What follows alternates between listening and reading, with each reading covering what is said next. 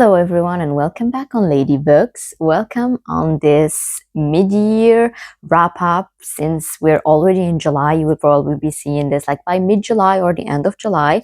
I decided to do like a mid-year bookish wrap-up, like everything I read this year, going through it and trying like to browse into what were my favorite readings, what are the books I liked a little bit less. So this will be a long video since I've already read a lot and I have a lot of things to do and I know I talk a lot. So let's go into the opening credits and let's dive into some bookish reviews.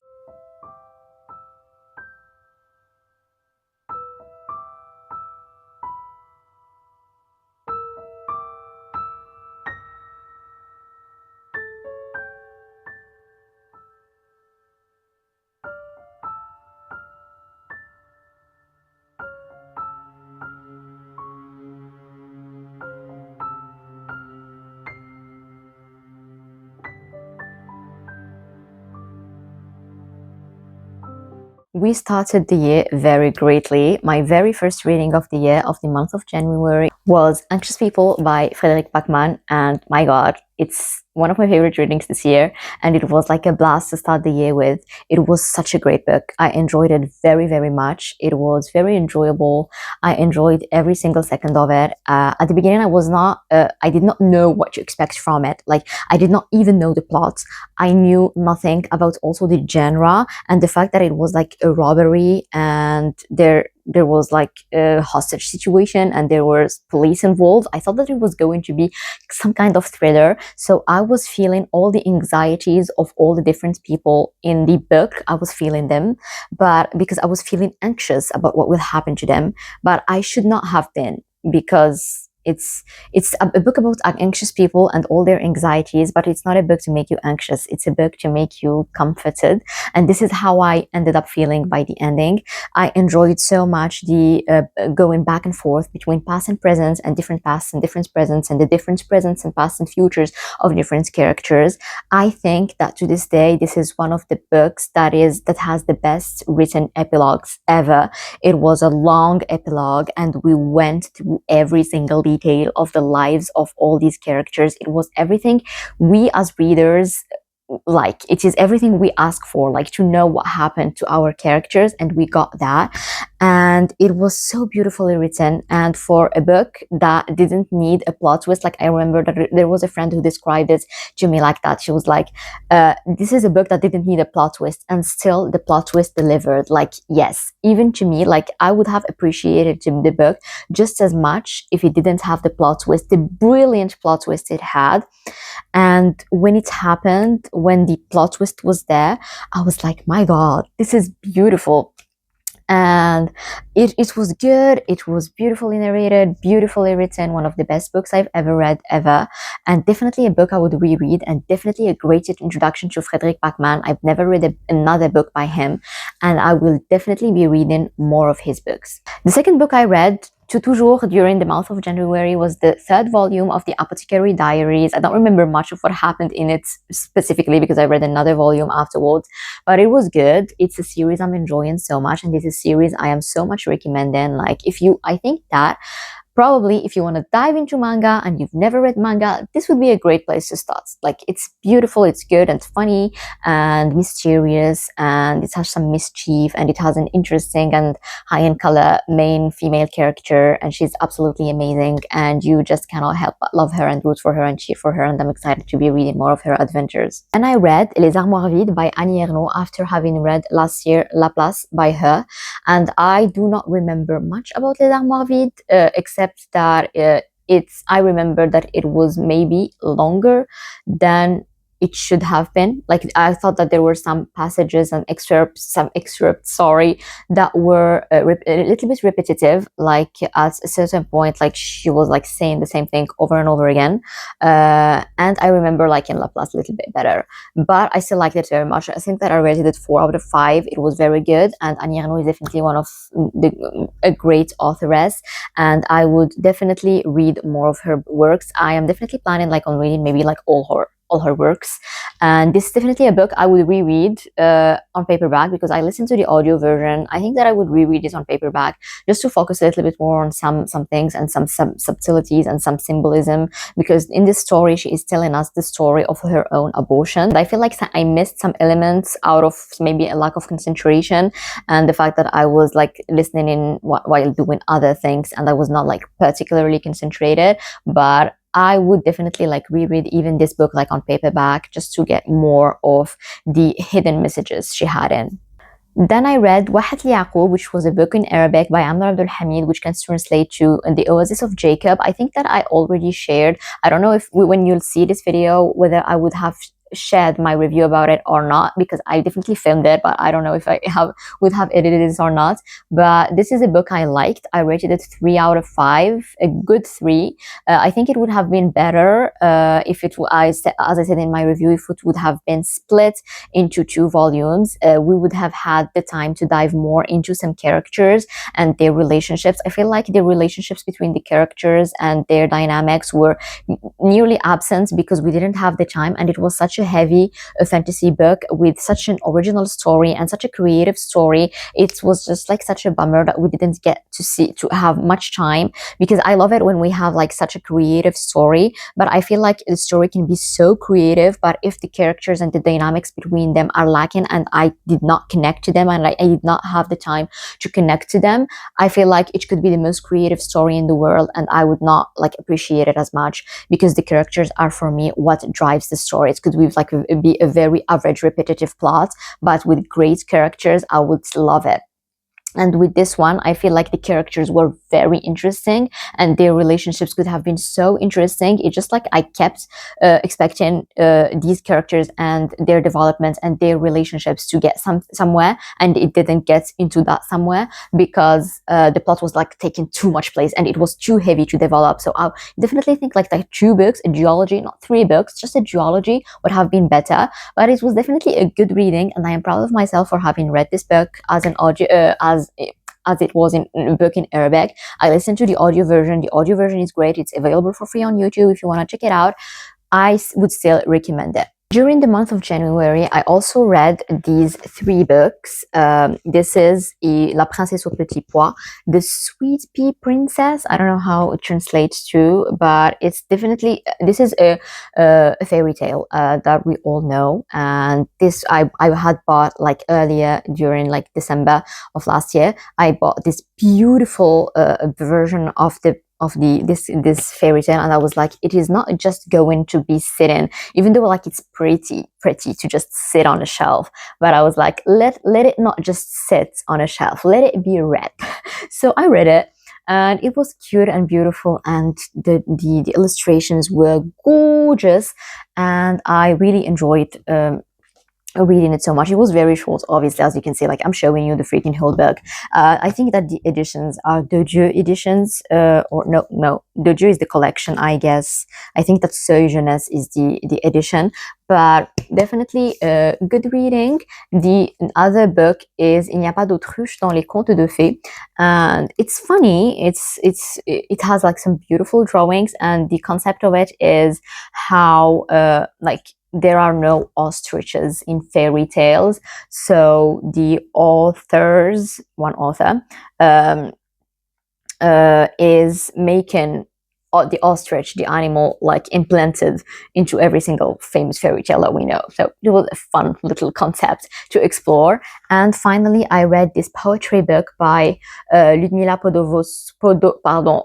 Podoksova and Linda Mufadil, which is kind of a love letter to the city of Rabat in Morocco.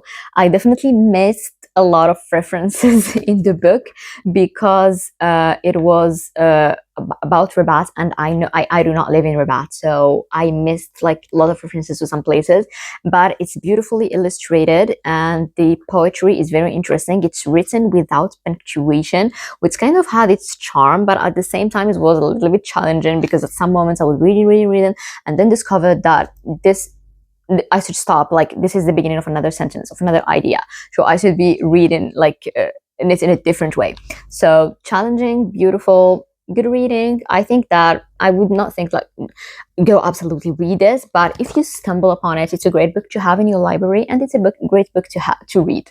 I also read during this month the 4th volume of the Apothecary Diaries, just like the 3rd one. I really appreciated it, and now I still haven't read the 5th one, but now I am like up to date with the first light novel, because I had already read the first light novel. And if I could recommend any format in which to dive into the story, like go straight for the manga. The manga is better than the light novel. We will ask me why, because so many things are happening in the story, and I think that the best way for you to explore it is with having the actual story written, but the actual drawings to explain to you the story too and to follow, because there are so many characters and the relationships between them are crazy. Like, you need drawings to explain it to you. I definitely will not be continuing the light novels. I will be continuing it as a manga, and then afterwards I will dive into the anime. I'm very excited for that one. Also read the first volume of Heidi, the very first one. It's the first time I'm reading it. It's not a rereading from when I was a child. I remember that there was the anime. I may have watched like a couple of episodes from it when I was a kid, but now I dived into the story, and let me tell you that I think that maybe one of my favorite genres of literature ever is comforting literature with main female characters that remind me of the female characters written by Lucy Maud Montgomery, with like Anne of Green Gables. It's like comforting literature to me, and I am so grateful that there are so many books like this and that I am reading and diving into them a lot. I enjoyed this book so freaking much. I loved it so much. One of my favorite readings this year, and it was picked up for this month, July's for one of the book clubs I'm part for. It was picked up as this month's reading of the month, since I have already read it, and it's like very soon. I just read it in January. I will not be rereading it, even though it's definitely a book I would totally see me rereading, but I will dive into the 2nd volume, which is Heidi Grows Up, I think, but I don't know. I'm reading the French. I do not also know if the French version is actually the translation, or if it's the original version, or if it was written in a different language. But anyways, Heidi, if you still haven't read it, like, go for it. It's about this little girl who goes to live with her grandpa in the Swiss Alps, and she moves to the city, and it's about living, and it's about what we like in life, and what is important in life, and what's important to us, and what's important in life, and how are material things really that important. And it's really a book that makes you want to like give up everything and go to the Swiss Alps and just live, like just you, the wind, and the mountains, and like a couple of cows. Let's move to the month of February, where my first reading was I Run Away to Evil by Mystic Neptune, which is, I think, the first volume in a trilogy till now. All the books are like standalones, so you can just read just the first one, because every single book focuses on different characters, and it's a lit RPG, I think, RPG kind of literature, and it was the first time I'm reading that, and I listened to the audio version, and I think that it was the best way to read that book, because it's definitely a very long book, and I tried reading it on my Kindle a long time ago, and I felt like I was a little bit lost, especially with all the terminologies, the video games kind of terminologies, and I was like very lost. But the audio version kind of made it better and more immersive, and I did not struggle with that at all, and it was the cutest thing ever. It was so beautiful, so cute, so full of wit, so full of like very interesting characters, and the main romance is so sweet and cute, and I love how it reversed every single like gender roles, and when you would expect like the princess to be in danger and then her prince to be saving her, no, this time it's like the villain who's in danger and his princess is saving him, and what is good and what is bad and what is evil, and who are really villains and who are the heroes. And it's re-questioning all these patterns that we know from fairy tales. So it is still a fairy tale, but with like that breaks all the codes and all the classical patterns in the best way possible, making it like the cutest thing ever. I also read Two Women Living Together, which is a non-fiction book narrated by two South Korean women who are best friends and who bought a house together, and they are sharing their experience. One of the greatest readings I had this year. Why? I feel like I'm saying this a lot. I had good readings.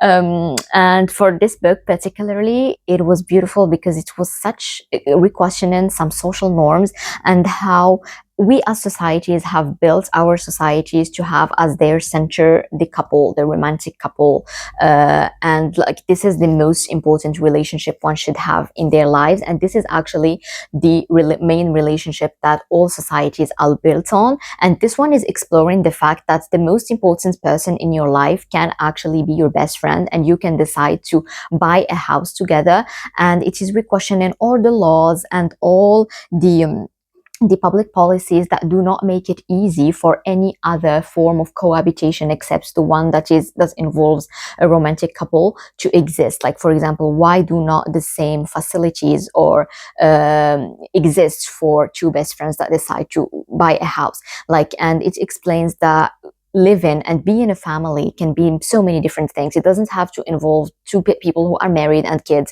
It can be just you and your dog, and can be like, for in the case of this book, it's the two protagonists, two besties and their four cats, and this can be just you, your cousin, and your little sister, and your grandpa, and like a friend of the family, and like maybe a raccoon. Like, all these forms of families are great, and they are not to be I love that in this book it is not looked at as a form of cohabitation one would settle on in case you're not married. Like, no, it's a choice, and it's something that is as good as being married. And so it is not something that you settle for. Perhaps the settling it, and in this book perhaps and sometimes in our society settling means getting married. So it's very interesting. It explores so many things. It inspired me so much. So many chapters made me tear up so much. It was inspiring. It's definitely a book I would reread. I then read Courage by Danielle Steel. The original version is Leap of Faith, and I think that I read quite some Danielle Steel this year. I read 3 books by hers, and I read this one, Leap of Faith, that I would recommend. I read also The Duchess by her again. I read the French translation, La Duchesse, that I would recommend very, very much. I think it was my favorite this year. And I read À tout prix. I can't remember the English original version for the life of me, but I would put it somewhere here on the screen. And I would recommend a little bit less. I would actually unrecommend. Like, it was good to listen to. I listened to it while doing some sewing for crochet, but not her best. Like, I was a little bit disappointed by that. Danielle Steele's books are books that, as I've told like many, many times, I feel in my reviews and in my Sunday evening rendezvous, are books that are books to read if you want to read something, but you're like going through some like stressful period of your life, or doing something that needs a lot of concentration, and you want to listen to something that is good, a great story, a good story, but you still do not want to feel like you're making an effort. Like, whether, like this one, I read the paperback version. For The Duchess and À tout prix, I listened to the audiobook. I also read another book of hers like 2 or 3 years ago. It was called La Médaille. I had read the paperback. And for all her books, whether it's like, I read this one in like 2 or 3 days, it was very quick. You move through it quickly. You just want to know what will happen. And it's just life stories. And mainly her protagonists are almost like, for everything I've read, her protagonists are females. And we go through a big portion of their lives, or their whole lives, and we just go through them with them, and we see what will happen to them, and we get attached to them. And it's like good books that will not be like breathtaking, like it's not unforgettable stories, but it's definitely good books. Like, I think that these books are necessary to have, because sometimes you just want to read something, but you feel like you're not in a good mental state, or in a mental state that you cannot dive into something like very heavy, but you still want to read something, and you want that something to be good. So go for a Danielle Steel book. I still, like, except for À tout prix, I still haven't stumbled upon a book that disappointed me, but I know that she has a lot of books, so you are bound to find something that will disappoint you. But till now, if you trust my taste, like, go for Leap of Faith, go for The Duchess, great one. I really loved it, more than I was expecting. And go for La Médaille. These 3, they were good. Then I read my very first Virginie Grimaldi, which was Tu comprendras quand tu seras plus grande. I loved this book. It was sweet. It was beautiful. It made me tear up. I listened to the audio version, and I was marking so many quotes. It was good. It was written so beautifully. This was not the only Virginie Grimaldi I read this year. I also read Il est grand temps de rallumer les étoiles, a little bit earlier this year. And I loved both of them equally. They were so good. They were written so beautifully. They both tackled, like, for example, for the first one, Tu comprendras quand tu seras plus grande, they were tackling subjects like getting old and grief and loss. And it was beautifully phrased and beautifully quoted, and everything happened in a retirement home. And it was refreshing. It was good. It was like a breath of fresh air. And for Il est grand temps de rallumer les étoiles, it tackled a lot of important things, like, for example, the teenage years, teenage insecurities, like being insecure about your body and about yourself and about what you're worth, and about if you're worth of love, and what you can do to be, not what you can do, about how you should not actually do anything to be lovable, like how we are all lovable just the way we are, but how it is so difficult when you're a teen to remind yourself of this, and how sometimes you go crave and seek love in the wrong places just because you want to feel loved, while most of the time you already are. And even, like, I remember this from Anne with an E, even when you aren't, it doesn't mean that if there aren't people to love you at a certain stage of your life, it doesn't mean that you are not worthy of love. So we are all worthy of love. And it was beautifully tackled. It also explored mother and daughter relationships, sisters relationships, and also domestic violence. And this book was, both Virginie Grimaldi's books were beautiful, and I'm definitely reading more of hers. I'm definitely reading everything she will write, and definitely reading more of hers even this summer. I am actually thinking about starting Une Belle Vie by her, Virginie Grimaldi. I remember this book was gifted to me by Jennifer from the Bookstagram Chilling Book when we met, and I still haven't read it yet. For both the Virginie Grimaldis I told you about, I listened to the audio version, and I think that I will also listen to the audio version for this one, and I'm actually very, very much excited for it. I also read the 4th and 5th volume of Detective Conan. I am slowly diving into this series. If you know me, you know I love the anime so much. I grew up with the anime. The anime is like everything to me. So diving into the story in a different format, which is the manga in its original format, is definitely like interesting. I am enjoying these very first volumes, even though I'm not gonna lie, I'm impatient to get into like the real stuff, into the black organization stuff. For now, it is not there. They are not fillers, but they feel like filler episodes. Like there is nothing much related to the original case, but I'm enjoying it. But the thing is, why I feel like I'm sometimes get bored, it's because the episodes that were adapted from these first volumes are episodes I watched so many times in my life that I know like the actual investigations by heart. So nothing is new for me there, but I'm definitely enjoying it so much. And the art is definitely like shocking. Not shocking in like, oh my god, so shocking, as in I do not know how I used to watch that as a kid. Shocking. And as definitely like if like do not let your kids near that, because it's definitely like had very very graphic like murders and murder scenes. So no, not for kids. I read La Maison Vide by Laurent Mauvignier, and this was part of a book reading book club, a book I read for book club. So I read it with, it's a 3 people book club, like me and 2 friends, and we loved it. We really liked it. It was definitely like very heavy, very, very heavy. I was going to say it was definitely very heavy in some portions, but I just realized that it was just like heavy overall. It was very long, but very worth it. It's le Prix Goncourt de littérature for last year, and it was good. It was good. I understand why it was le Prix Goncourt de littérature. I think that I gave it 4.5, not 5 stars, because it definitely like felt very, very, very heavy, and it definitely like had some parts where I very much felt uncomfortable, and so it was like a personal experience. But it's definitely a 5 stars worthy read, and definitely a price worthy reading. So it was definitely good.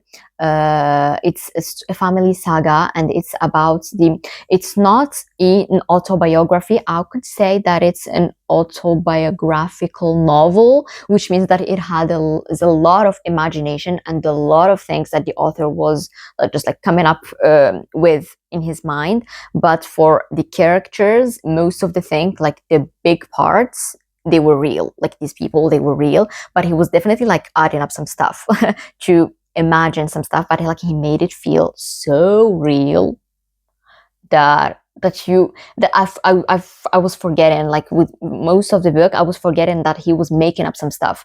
It was this good. Like his writing is good. I would definitely see me reading more of his works. Then I read Wuthering Heights by Emily Bronte, which was probably my worst reading this year, with The Name of the Rose by Umberto Eco. Like two classical literature books that disappointed me a lot. Like what I think that for the whole both books, it's like why would you even write that? For The Name of the Rose, I was not interested in the theme of the story, of in the whole debate, in the ideas they were debating. I was not counting on the fact that the plot was just an excuse for the debate, that the plot was practically plotless and like constitutes like 20% of the whole thing, and it's a long thing. So this was the case for The Name of the Rose, but it was still beautifully written. For Emily Bronte's Wuthering Heights, I would say it was still beautifully written. It was like, it's not that like it's not was not beautifully written. I read the French translation again, Les Odeurs Le Vent, and I think that it was better because like some parts I read some parts in English and it was like, ooh, this is poetic. But apart from that, I was just waiting for all the characters to die. Like I hated everyone. Apparently, it's a social critique. Well, yes, it is, but like, why? Like, I could have lived without reading this social critique. Everyone was despicable. All their relationships were messy, and like, what the hell was that? I didn't even like the narrator. I did not even. I did not like it. I did not watch the movie adaptation, but I will still like give the other Bronte sisters a shot. Like I think that it's the only book written by Emily Bronte. For the other Brontes, I still haven't read anything by them, and I totally see me reading more of their works. I was reading A Whole New World by Lise Brasvel, and it is a what if story. What if Aladdin had never found the lamp? This is a book I had started 5 or 6 years ago. I read up until page 100, yeah, up until page 99 in one sitting, and then I stopped, like for no reason. I just wonder why I do that sometimes. Like I loved it this much to read 100 pages in one sitting and to annotate it this much, and I was also annotating like in the margins. But I stopped. Like I have no idea why. And like in February, I found the audiobook and I was like, that could be interesting. Let's read that. And I loved it. I think that I rated it 3.5 stars out of 5. There were definitely some elements that I was not okay with, which is not okay. I'm not a fan of that anymore, which is the moral of the story being that not sometimes, even if the evil like is the most evil thing in the world, you should not fight it with evil. We should forgive them. No, sorry, sometimes forgiveness is like so overrated. And if you have an evil person like Jafar in this book who killed I don't know how many people without batting an eye, I'm sorry, when you fight him and you have the opportunity to kill him and to like unburden the world from his existence, you do. You don't sweet talk to him to get into the good side. Like I am not okay anymore with this narrative, and this is a narrative we find a lot, for example, in like Disney movies and in like superhero movies, especially like the oh my god, the Arrowverse, especially like in Supergirl or in Arrow also, and then Flash. Like sometimes they piss me off so much when like someone is so evil and then when they're confronting him, they're gonna beat him with like sweet talk. No, honey, you're not. Like this is not realistic at all. Anyways, this was like my issue with the book. But apart from that, it was very sweet, very cute, very beautiful. Definitely darkish, like not very just sweet and cute and beautiful. It was very dark in some moments, but like the main romance between Jasmine and Aladdin was very sweet. All the parts with Abu, they were very cute. But so yeah, it was a good book, a good reading. I will definitely be reading like the rest of the series, like the What If series collection. And I enjoy Lise Brasvel's writing. a lot. I then read a memoir. It's called Pour ne pas disparaître by Gabriela Papadakis, who is a French ice dancer. She's retired now from competing, and she wrote this memoir, and it's a memoir I would highly recommend to you. I am so sad that the audio version doesn't exist or doesn't exist yet, or I just didn't find it. But why am I sad about this? Because I think that it would have been really great to have the voice of the authoress narrating her own story. I have still I read it in my Kindle, and it was very good reading. I read it very, very, very quickly, and it's it talks about so many things, women's rights in sports and women's conditions in sports, and some of her own personal experiences, and putting the spotlight on so many, her own experiences are ones of millions and millions other women in sports, and how I think that one of the things that touched me a lot and is about how some things just seem to, for example, this pair of figure skaters, because we're talking about figure skating here, this pair of ice dancer is getting along so magically, when you actually realize that this magic is actually the woman putting on all the work. And it's the same in so many things in our social lives, for example, the magic of a holiday, let's put some Eid, the magic of Eid, or the magic of Christmas, or the magic of Hanukkah, where no, actually all this magic, it's coming from unpaid and unrecognized women's labor, yes. So it's the same in several areas of life, and as soon as the woman stops making the effort, they're like, the magic has disappeared. No, I just stopped making all the efforts. So it's definitely a great reading. I would definitely recommend it again and again. I then read An Academic Affair by Jodie McAllister, and I really loved it. It's an academic rivals to lovers, and it's my favorite trope in romance. I love it so much. It was good, even though I feel by the ending there was an element in the disclosure of this story, and that left me okay. I was expecting more into why this happened. So this is why it was not a 5-star reading, because of that. But apart from that, really loved it. Apparently, it's the first book in a series. The second volume will be focusing on the MMC's sister, who's already a big part of this story, but it will be her own romance. So I'm excited for that. I think that it will be out perhaps July, August, well, somewhere mid this year. I'm excited for that, and I'm excited to be diving into that. In the realms of classics, I read 2 books, well, one during February and the other I think in March, but this one is, they are both short stories, short classical French stories. The first one is a collection of short stories, 2 of them are by Guy de Maupassant, which are La Ficelle and Auchan. The second one is La Chambre Bleue by Prosper Mérimée, and the fourth one is Le Chevalier Double by Théophile Gautier. Love the first 2. I had already read them in middle school and high school. They were great rereadings, great rediscovering them. I prefer a little bit Auchan to La Ficelle for Guy de Maupassant. These are just personal preferences. For Prosper de Mérimée, La Chambre Bleue, it was the first time reading it, and my god, it was hilarious. It was amazing. It was so beautiful. Definitely the thing you could read and reread. It was so good. And for the third one, Le Chevalier Double, it joins the Wuthering Heights and The Name of the Rose Club. Why?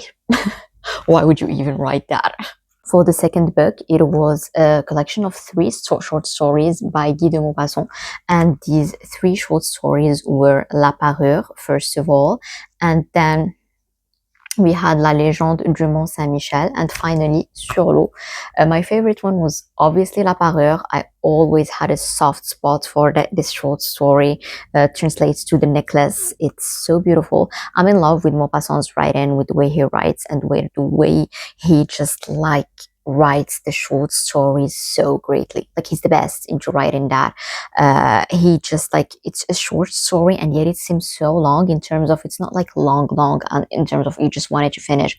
It's long in terms of you're oh my god, it's beautiful. He's given us so many details in so few words. So it's definitely, I love the writing and the writing style of Guy de Maupassant in general. I already read a lot of his short stories and one of his long stories novels. I read Une Vie, loved it. I should probably reread it. So it's definitely a great writer.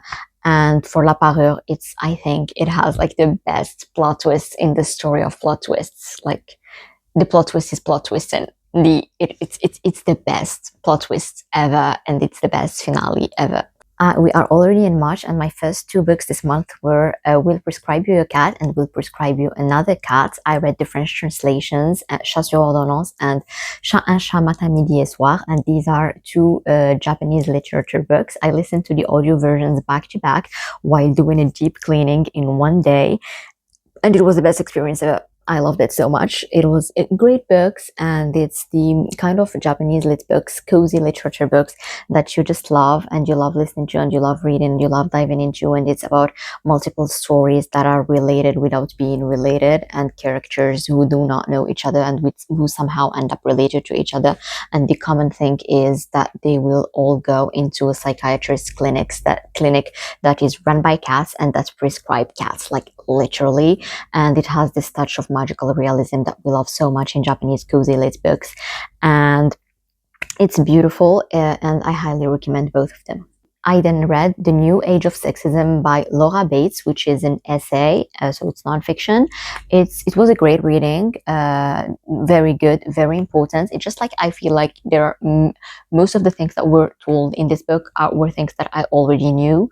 Not that it's like a repetition or anything. It's just that like I read a lot in like feminism readings and feminist books. So at some point, like you end up even like the way it is phrased is new, which was the case in this book, because this book actually explores how AI and artificial intelligence is reproducing all the social disparities and all the sexism that exists in real worlds in the real world.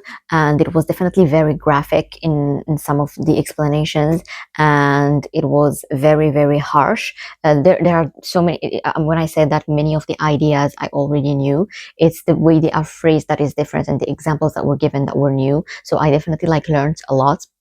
This would definitely be a book I would recommend, like if you're doing a research or researching on the subject, or like doing your thesis or maybe your memoir or something on this, or like on this subject. Definitely go for it. It's definitely good, and I know that she wrote other books that I'm interested in reading before this one. Good reading. Listen to the audio version, and definitely like a reading where like I think that I did so great that I listened to the audio version, and at some point if I needed in some further personal research, I would know where exactly to go back, like to some of the info, some of the examples, and some of the data that she had displayed. I read also The Man Who Died 7 Times, and this was one of the best books I read this year. It was very beautiful and unexpectedly beautiful. I was expecting to like it, not to not like it, but I was not expecting to like it that much. Like it was this good. It was like breathtaking and mind-blowing. I was like, my God. It's a Japanese mystery novel, and it's the first time I'm reading anything like in the mystery genre in Japanese literature, and it introduced me to it, and it was such the greatest introduction ever.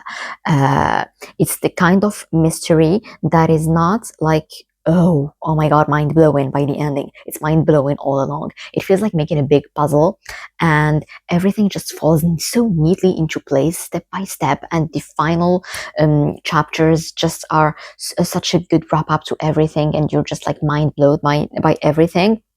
And it's so greatly written.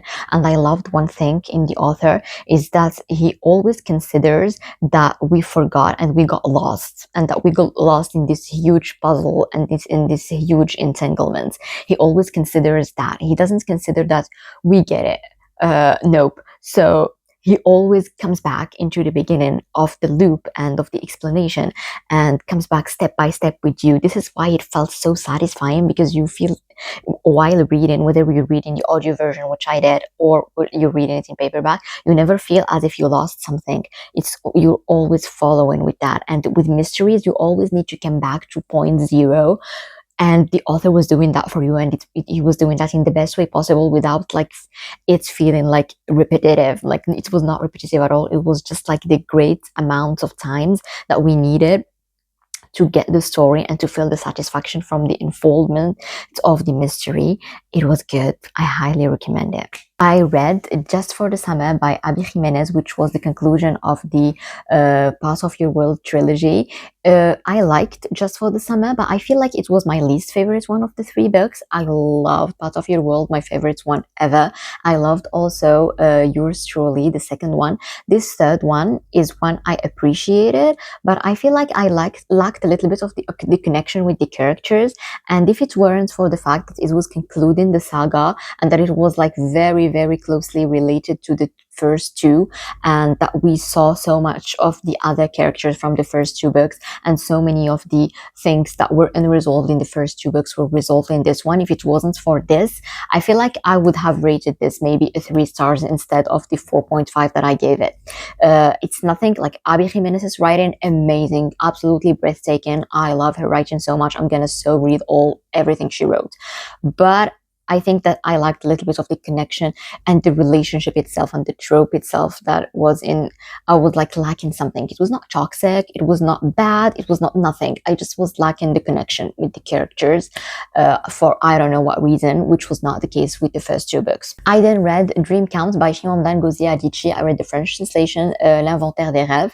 It was a great reading, but definitely a way too long one. For a very harsh book that doesn't settle in its words, which is so important. I feel like so many of the subjects that were tackled in this book, it is important to tackle them without like taking the pincette, with saying the right words. Because if the reality is ugly, why should we care for the feelings of the people who make it ugly? Like, say the things the way they are. We owe it to the victims of these ugly crimes that were committed against them. I'm talking, for example, rape, about so it is important to have stories that say the things like they are and the way they are. But I feel like for a book that is this harsh, it was definitely too long. Like for me, at least. Like I spent like again, it's like La Maison Vide by Laurent Mauvignier. I felt uncomfortable with so many moments. So as the fact that the personal experience was a little bit like uncomfortable made me rate it 3 stars instead of the 4 it would have been easily. But definitely a good book. Definitely an authoress I would read more of her works. And for this book, especially the fact that it was a 3, also not a 4, it's not just like for my own feeling of discomfort, which I'm saying it again. This book is not supposed to make you comfortable. Like it's necessary that it doesn't. But it's one thing that bothered me also. It was that like it was all stories about women, but all these women like centered men too much in their lives, and it was just stories about the men in their lives, whether good or bad stories, mostly bad stories, but the men were too present for stories about women, which I understand in to an extent, but it at some point I would like, especially for some characters, I was like, okay, please, like this, there is not just that happening in your life. But at the same time, I felt like it was also very realistic, and it could also be seen as a critique for the social reality and or an eye-opening thing for the social realities, like for women to really decenter men in general in their lives. It could be seen like so many women actually center men in their lives, and this is not a critique towards these women. Like again, I would never judge a woman. Like this reality, this fact is the result of a social construction that makes women center men in their lives and men's opinions in their lives. And this book could be seen as a reflection of this reality, even though it bothers you, that you're like, oh my God, enough already. But as it could be seen as a reflection of this reality, and the reality that we should change and we should reflect on. I also read the second and first volumes of Emma M. Lyons, The Unselected Journals of Emma M. Lyons by Beth Power, and I think that I found one of my favorite series ever, and I'm so excited to be diving into more volumes of this series. The books are so good.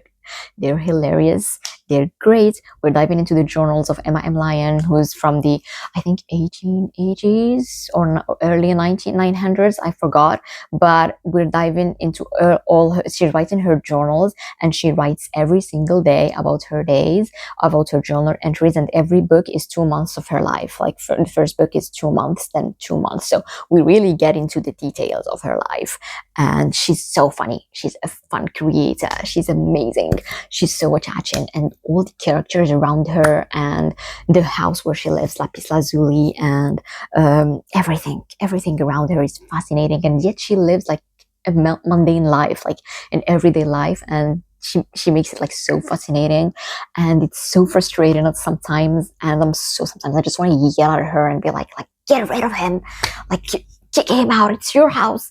So you're gonna see, I don't want to say more because it's gonna be like spoiling, but it's great books. I read A Song to Drown Rivers by An Leong, and An Leong is one of my favorite writresses. I already read another book of hers, which was If You Could See the Sun, and I loved it. But this one, it was a little bit of disappointment. Sorry, like I don't know. It's just like the general feeling. I kept expecting some things to happen and they didn't. And the thing that you would expect would happen from the very beginning actually happened. And the ending was kind of realistic, but also unnecessarily sad. I don't know. I am torn between saying that it was necessarily sad or unnecessarily sad. I'm just not fond of sad endings, and it just like it had something missing for it to click with me. It still was not a bad reading. It was just like not my favorite of hers, and I am so excited actually to read more of her other works. I read the second volume of The Housemaid. Like the first one, not the greatest reading ever. Like it's just like I want to compare it to Danielle Steele and say that it's a book you would listen to when you're craving to listen to an audiobook or read something when you don't really have the time or have the concentration. But Danielle Steele is definitely better. At least for Danielle Steele, the story is good, the characters are good, the characters are attaching. For this one, no one is attaching, no one is good. All the people are like so problematic. The plot is problematic, everything is problematic, and the writing is poor. Sorry for saying that, but I'm still listening. Like I could never like read it in paperback or on my Kindle. But if I'm like walking and I need something like very quick to listen to, like on like 2.5 speed, and still like let me tell you, I was listening to that like at a 2.5 speed, I think, and I was still like not missing a bit, not even a bit. Like it was this easy. Like this, there is just not one thing to think about in it, like no, nothing. So but yeah, I will still read the third one. Like it's this book that is so bad that you can't keep like from continuing. And but I also have this sickness where if I start something I need to finish it, and since it's only like 3 books, I'm like okay, whenever I'm craving something bad, which is weird to crave something bad, but you know, something that is not so bad but still bad, and not want to concentrate on anything while doing a very mundane thing of everyday life, I will pick up the third and final book. I read The Invisible Man by H.G. Wells, and it is joining the club of The Name of the Rose, Wuthering Heights, and Le Chevalier Double. Why would you write that? This book was horrible. I hated it. I kept wanting to like it, and I feel like for the longest part of the book, I kept expecting to like it, and it was like this expectancy, I'm gonna like it, and then by the end of the book, I'm like, you know what, I did not like it. It read like a report, like a scientific report, in the worst way possible, not like in the way Pietro the Latvian, like The Adventures of Georges Simenon, are written, like very matter of fact. No, this one was written like you're reading something out from, like, you know, I forgot the name of the person who does the autopsies. Like when you do the autopsy and then you have a report, it reads like that, and it's bad, and the main character like is bad, and the main character. I do not have an issue with unlikable characters and characters who are antagonists and anti-heroes and who are unlikable. I do not have an issue with that at all. Like I enjoy them and I enjoy their psychologies. But for this one, he felt like he did not even have a particular psychology. He was just like bad, and it's not like all bad people need reasons to be bad. Some people are just bad, but this one, he did not have reasons. He was just bad. He was just a bad character, not just a bad person, but he was just a bad written character, written in such a bad way, and the writing style was bad, and everything was bad. So yeah, sorry, not sorry. I know it's a classic, but not for me. And so many classics like are just given. I feel like so many classics are just given the thing that they are uncriticizable. You cannot criticize them. Where they're classics, you cannot not like them. Well, I can. It's not because it was written by some white dude from the last century that it should be good. Nope. For so many times, it is not. Read The Librarian of Crooked Lane, the first volume. I really like this book, and it's good that I'm filming this because I had forgotten that I read the first volume, that I need to dive into the rest before actually forgetting everything about the story. I was expecting more magic, like, because it has magical elements, but I was expecting the magic to be more present, but it did not annoy me that it wasn't. So even if you're not fond of fantasy, do not let the fact that it has a magical element in it like push you down. Like, the magic is not really present. It's very good.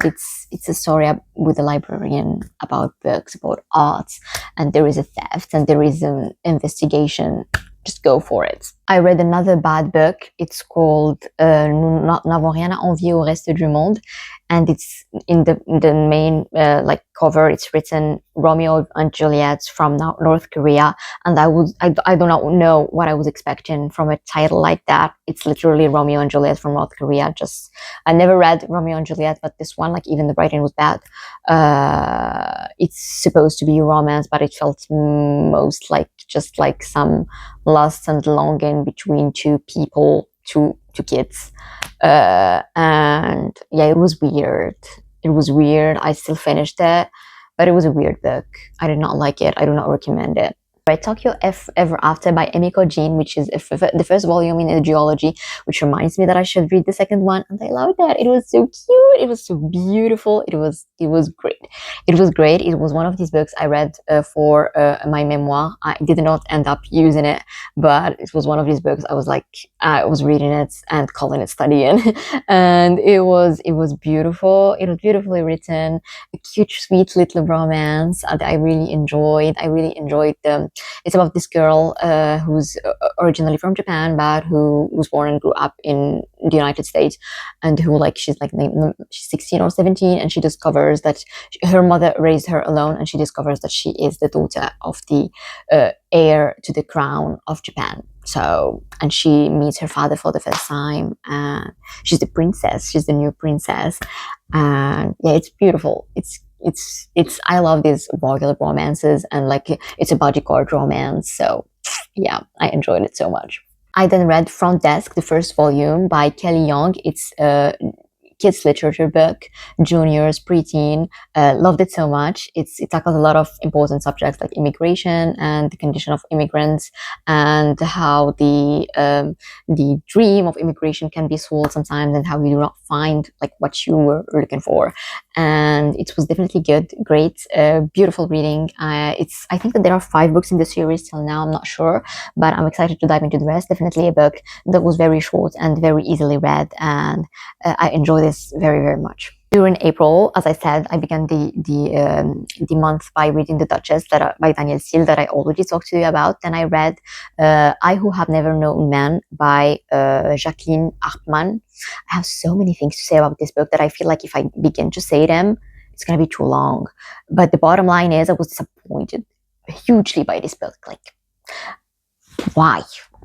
I think that this book was marketed to me as this huge feminist manifesto, but it was everything but a feminist book. It was actually anti-feminist so much, and I feel like it's a book for a book that is supposed to be about a young woman who has never met men, never known men. There is way too much talk about men, and men are too centered in this book. And there are definitely a lot of things that are that I understand that it was written in the 90s, but still, there are things that are so wrong. I think that I'm not gonna just like amuse myself into saying them. Maybe gonna list them here, and you can like pause the video and read some of these things. I'm not gonna like explore every single idea. I'm just gonna like points like to the main points that annoyed me with the book. And overall, there were so many problematic points with the ideas in the book. And cherry on top, it was poorly written. I did not find it beautifully written. Like the writing style, I read it in French, the original version, Moi qui n'ai jamais connu les hommes. I definitely did not like even the writing or the pace. My friend Miriam, who has read this book too, at the same time, because we read it for book club, and jokes on me, I was the one who picked the book. Well, she said something that was very true, and she said that for a book that is this short, it felt very long. Yeah, the book was short and yet it felt very long, and it felt like we paused in some things that were so unnecessary. Then read Agnes Aubert's Mystical Cat for Shelter by Heather Fawcett. This was not my first Heather Fawcett. My first Heather Fawcett was Emily White's Encyclopedia of Fairies, so I definitely had high hopes for this book, and it didn't disappoint. It was good, great, cute, beautiful, fluffy, full of cats, full of magic, full of romance and beautiful things, and found family, and cats again, and cats and cats and cats. There were a lot of cats and a lot of cats talk. I definitely felt lost sometimes with the magic system. First, I feared that it was just me because maybe every single time it's the audiobook, I'm like, maybe it's me. Maybe I was not concentrating enough with it. But I feel like I'm blaming myself with my lack of concentration too much. I actually concentrate better than I think I do, because when I was reading one of the reviews on Bookstagram, a person who read it on paperback was like, I was lost with the magic system. Well, yeah, me too. I was lost with some elements of the magic that was happening during the plot twists, but didn't annoy me at all, because the overall thing was really great. I think that it's a standalone. It's great as a standalone, but if she does a follow up for this, I think she has things to tell us, and I would not say no to more cats. I read Bushido, L'âme du Japon, which was a non-fiction book, and I think that it's go like hard pass on this one. If you want to know about Bushido, there could be like better books for you than this one. This one definitely felt like a book written by a Japanese man to please the Western world. It was definitely written from a Western perspective, even though it was written by a Japanese man. It felt very weird. It has definitely some very poetically, beautifully written passages, but skip this one. I also read in the same era Chroniques japonaises by Nicolas Bouvier. This one was better. The first half of the book was history. The second part was most about his own travels. I could totally see me rereading this book because I was mostly reading it for my memoir, so I was just focusing on the parts I needed, even though I read everything, but mostly focusing on the parts I needed and wanted. So I totally see me rereading these books to be able to review it a little bit more thoroughly. I also read the first volume of Vera Wong's Unsolicited Advice for Murder by Jesse Q. Sutanto. Not my first Jesse Q. Sutanto, and definitely not my last. This is my third book of hers, I think. I've already read the first book in the Dial A for Aunties, and I already read Worth Fighting For, which was one of my favorite books last year, as you may have seen, and I may have told you numerous times on Bookstagram. And this one also joins it's a cozy mystery, and it's cute, it's beautiful, it's so cozy, you forget that there was actually a murder and that we're looking for a murder. It's this good and it's this cozy. So even if you do not stand mysteries at all, this one is nearly not one. It's just so attaching, and Vera's character, this elderly woman who is guiding her investigations, is so beautiful. I also read Be More Japan, which was an encyclopedia, and I know it's weird to read an encyclopedia, but I listened to the audio version, and again, remember that I was writing a memoir for the end of my studies, for the end of my master's, about Japanese soft power, so I was reading a lot of non-fiction literature about Japan, and this was one of them, and this was a great one. Since I listened to the audio version, I think that whenever I find the paperback version of this encyclopedia, I would buy it, because it looks like something that would be really beautiful, and I enjoyed it so much. I enjoyed the way it was written. I read A Slice of Heaven, which was the second volume in the Sweet Magnolia series by Cheryl Woods. If you know me, you know I love this TV show so much. The books that it originated from, not so much. I already liked the first one, because it has some problematic stuff, a lot of problematic stuff, but at least it was not that big, that problematic. For a book written at that time, it was still okay, good. Nothing major, rolling my eyes at some things, but okay. For this one, everything was problematic. All the fatphobic things, or the things related to body image and anorexia, and how it was tackled, and everything related to diabetes also, and everything related to cheating, and to excusing cheating, and to blaming the person that was cheated on, and to not holding the person who cheated nearly at all accountable. What was that? This was a huge debacle. I hated this book. During the month of May, I started my readings of Naruto, and I read the 3 first volumes between May and June, and they were good. They were really great. They definitely, I question a lot whenever I'm reading manga, especially the ones that are classified in the shonen and the seinen genres. I definitely focus on how women and girls are presented in these mangas, and they are definitely not. There are definitely some things that are problematic, like in the way, for example, the Sakura's character is presented and in the way women in general are presented. So definitely problematic stuff.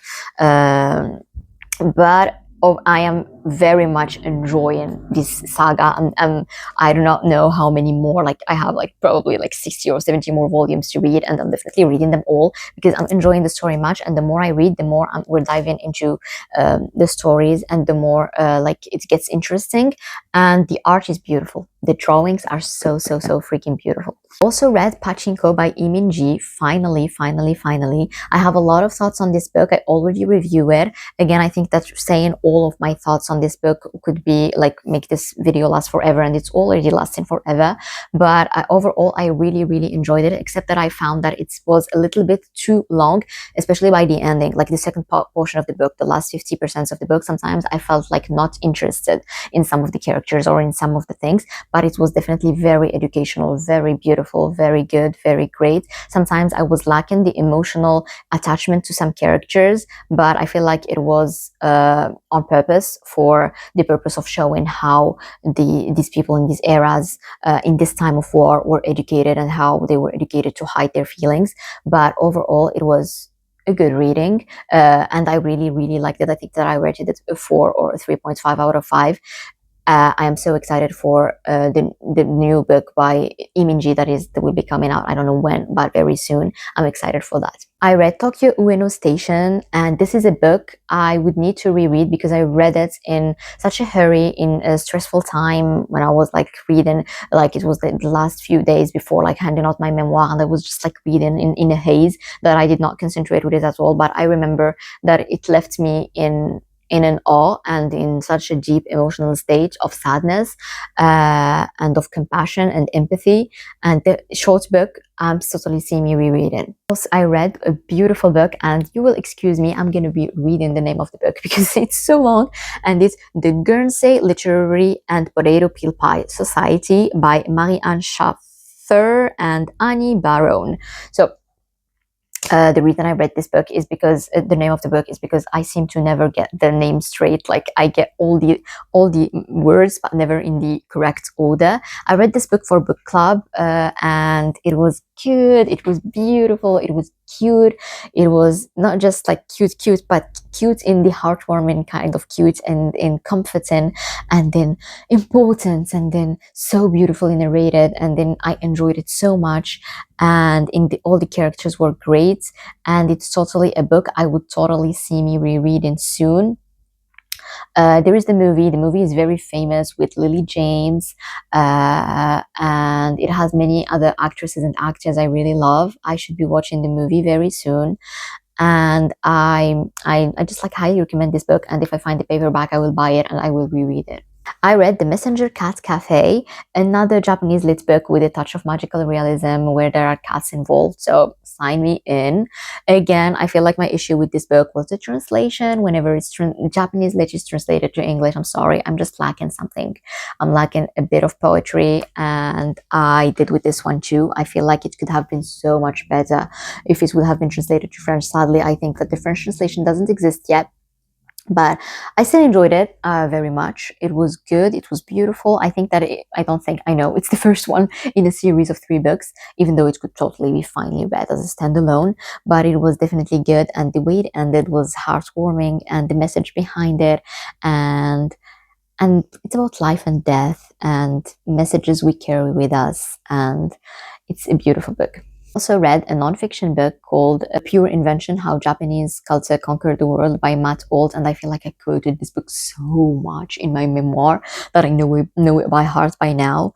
It's a good, great book. Even though you're not doing any research on Japan or on anything, just read it. If you love Japan, read it. If you love Japan's pop culture, read it. If you love anime, read it. Manga, read it. Video games, read it. Just read it. It's a good book. It's beautifully written. It's an essay. It's written in such a way that makes you like want to read more and more. It reads like a story, so it's a very good book. In June, I read Il est grand temps de rallumer les étoiles by Virginie Grimaldi, which was my first book of the month, and I already talked to you about it. I also read more Naruto volumes, the second and the third one, and I read Death on the Nile by Agatha Christie. I read the French translation, Mort sur le Nil. Oh my god, loved it so much. I never not liked and never not loved an Agatha Christie, so how would I not have loved this one? Whenever I pick up an Agatha Christie, it's when I want to pick up something that I'm sure I will like. And especially if it's an Hercule Poirot adventure, I'm like, go for it. The reason why I'm saying Hercule Poirot, not Miss Marple, is because somehow I never stumbled upon, because I buy like Agatha Christie books like so randomly. Whenever I find one and I know I don't have it, I buy it.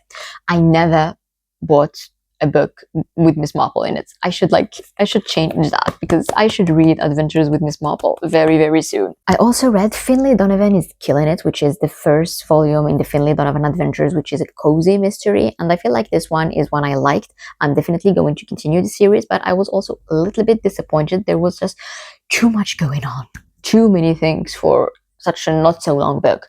I felt lost sometimes between the characters and who is who, and who's part of the mob and who is not, and who's working for who. But I still enjoyed myself, and it's still a book that kept me wanting to read the rest of the series.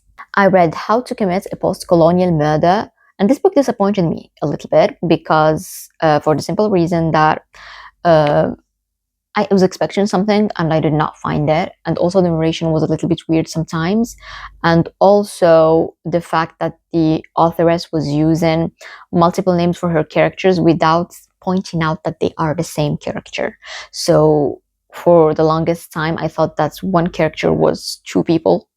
And I get why she would do that, like why she would call them by two different names, but she should point that they're the same people. Before the way it was narrated was not very clear, and I feel like I was not the only one, because I read at the beginning again, I thought it was me that was not concentrated enough to get it, but I was not the only one. And overall, it tackled like some very, like, check your trigger warnings before reading it, but it tackled some very heavy, important subjects, such as like child rape, and especially domestic violence within the family. It had an interesting plot twist though, and so interesting subjects. It's just that the narration, there was something off with it. I read Kaihime, La Tigresse d'Oshi by Arnaud Dupuis, which was a book that was sent to me kindly by the author before it was published. And I read it and I liked it very much. It's very short. I think it's 100 pages.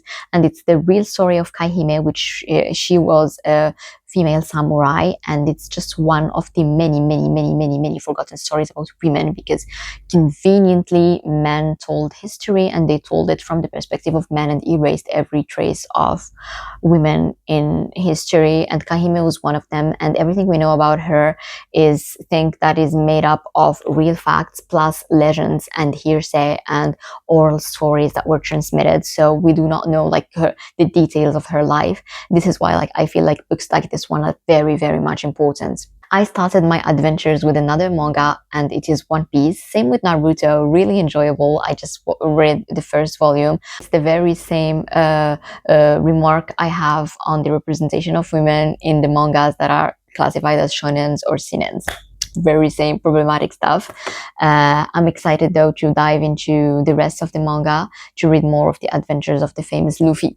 And I definitely find it very interesting that Luffy is a pirate who cannot swim. I also have a soft spot for stories about pirates. Like, give me a good story about thieves and pirates, and I'm in. I read The Book Witch by Meg Shafter, one of my favorite readings this year. I loved it so very much. And this is a book that I had like expectations this high, and it ended up meeting just right there my expectations with the just at every single time I was like, it cannot get any better, right? Well, it does. It gets better and better and better and better, and it's beautiful. And I hope I find the paperback, because it is so much a book I would want to reread and I would want to keep on my shelves. I read Automatic Noodle, and it's a hard pass on for me. I could not get into the story or empathize with the characters or empathize with the whole story or with the whole point. So a no for me, but definitely it's a short book, so definitely read it if you want to still like make up your own mind or if you want to discuss it. And I read Alice in Wonderland, Alice's Adventures in Wonderland. I read the French translation in this beautiful edition, Alice au Pays des Merveilles. I say it's a beautiful edition because look at how beautiful the illustrations are. And I'm so grateful for this book because it made me wanna pick up journaling again. It's been so long that I haven't journaled about my books, and I picked up a new. Let me just go fetch my notebook for you. This is my notebook. My best friend gifted this notebook to me as part of my graduation gift, and I was like, it makes all the sense in the world for me to start journaling in it about my books, about the thing I love most in the world. And I loved it. I loved journaling about Alice in Wonderland so much. I wrote all of this about it, all of these thoughts. I love this book so much. It's so comforting. It's part of this comforting literature I was telling you in the beginning of the video about, and it's just so good. It's a book that you should read and reread at different stages of your life, different mental states, and different like ages. It's such a book to discuss, like in a book club too. So yeah, I highly recommend it. And finally, for the month of July, which is now, I read The Name of the Rose. Already talked and trash about it so much, so I'm not gonna dive into it more. I also read If Cats Disappeared from the World, and good book. Good book. Definitely listen to the audio version if you can, because it tackles the thing that I feel was lost in translation from Japanese to English was found again in the narration the narrator gave to this book. It's definitely a book that will make you think. I still haven't journaled about it, but I noted some stuff and I want to journal about it a lot. It's definitely a book that makes you think a lot and question a lot of things. I read this very short book. It's called Je suis en Chine, and it's a book about, it translates to I'm in China, and it's a symbolism and the very far-fetched and very smart metaphor for domestic violence and violence against women in their own households, and especially by their partner. Look at how short it is, and look at how much it carries. I love this editor so much. It's les éditions Oscar editions. I love their books so much, and they always like find the most harsh things to say in the most beautiful ways. I read The Love Hypothesis by Ali Hazelwood. Good book. I am so glad I'm finally diving into this authoress and discovering her books, and I'm excited for the movie coming up this September.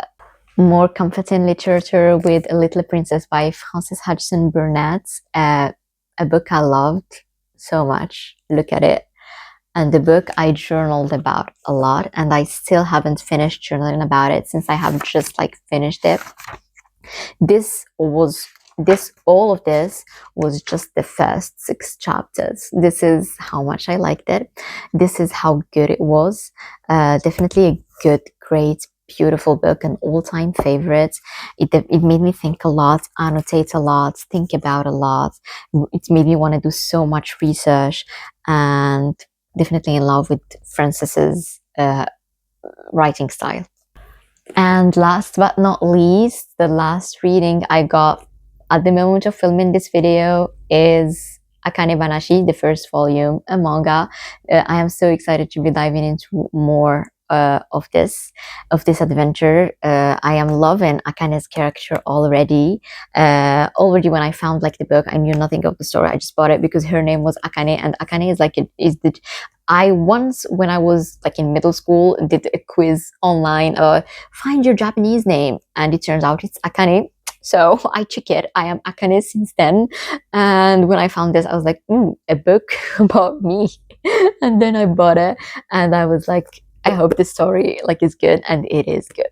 Thank you all, beautiful friends, for following this video with me, for following this mid-year wrap-up, this is probably a long video. Yes, it is probably a long video. I know me. I know I talk a lot also, and I know there were a lot of books to talk about, but I hope you still appreciated this video. I hope you liked it. I hope you liked this wrap of all the books that I read this year. I hope it inspired you to read some books. Do we have some in common? Do we have some that you're planning to read? Do we have some that you've already read? Do we have some that we both liked, or do you disagree with me on some of my reviews? Tell me all in the comments, and don't hesitate to share this video with your friends and around you if you liked it. And for me, see you all very, very soon in a new video. Je vous aime.